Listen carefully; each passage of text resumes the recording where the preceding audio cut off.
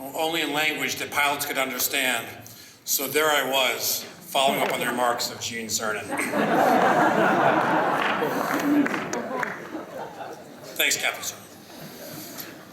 In the spirit of honoring the history, the leaders, and the legacy of our great industry, the National Aeronautic Association, at 109 years old, the Aero Club of the United States, established the Wright Brothers Memorial Trophy to honor the memory of Orville and Wilbur Wright.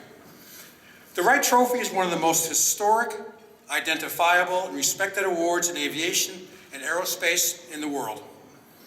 Following the passing of Orville Wright in 1948, the award was made possible by a trust fund established by Godfrey Lowell Cabot of Boston. A predecessor of mine is the president of NAA, an industrialist, a strong advocate of aviation, and one of our nation's great philanthropists. By the rules of the trust, the criteria for its selection are quite expansive. It will be awarded annually to a living American for significant public service or enduring value to aviation in the United States. But if you're looking for a clear definition of what the Wright Brothers Trophy stands for and represents, the best way is to look at those who have received it in its history. The Wright Trophy has been awarded to the pioneers of aviation, such as Donald Douglas, who set the standards for aerospace management, Dr. Richard T. Whitcomb, who brought about some of the most important aerodynamic understandings of the jet age, which enables supersonic flight, and Juan Trippe, the founder and chairman of Pan Am, who brought travelers to the globe for the very first time. The Wright Trophy has been awarded to the visionaries, people like Kelly Johnson, who understood how to integrate management and advanced engineering, and his 40 years in aerospace helped develop some of the most advanced aircraft in our history. Al Van Beach, who became a guiding light in aircraft manufacturing and brought Beach from making a handful of aircraft per year to making thousands.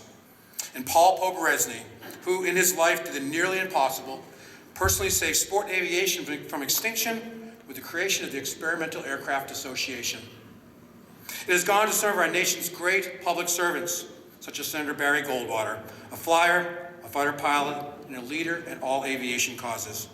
Senator Jennings Randolph, who was involved with every major aviation and aerospace issue of his time, including the establishment of the National Air and Space Museum.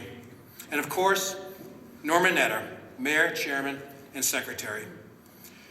It has been bestowed upon some of our industry's great business leaders like Robert Crandall, Norm Augustine, Russ Meyer, Bob Stevens, Herb Kelleher, and Fred Smith.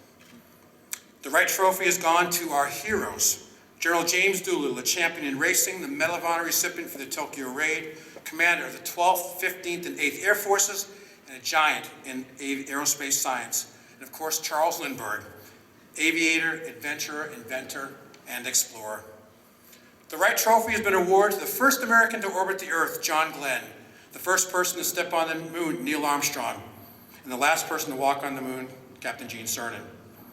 2013, it was awarded to the Honorable Marion Blakey.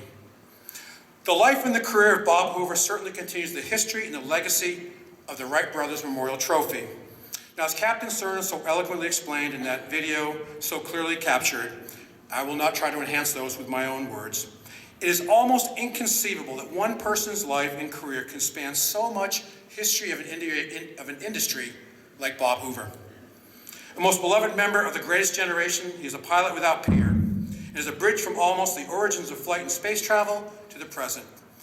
His decorations, awards, and accomplishments are too numerous to list, but it's the great honor of the National Aeronautic Association to award him one of the most important and historic aviation awards in the world, the Wright Brothers Memorial Trophy. It is now my pleasure to ask Jim Albaugh, the chairman of NAA, to present the trophy. Mr. Albaugh?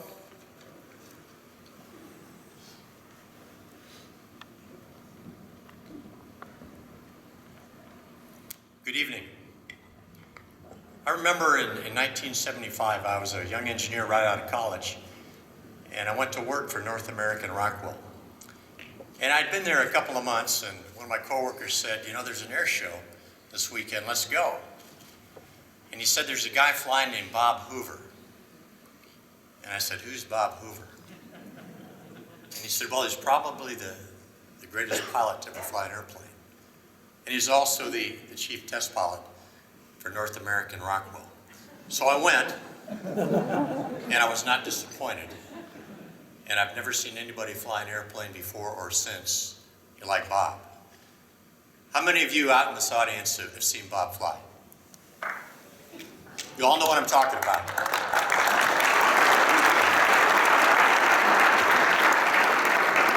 One of the big highlights of my career is having had a chance to meet Bob and hear some of his stories. And I know we're going to hear some of those stories tonight. But as one North American guy to another, it's certainly a pleasure for me to award the Wright Trophy to Bob Hoover. And on behalf of North American, I do that.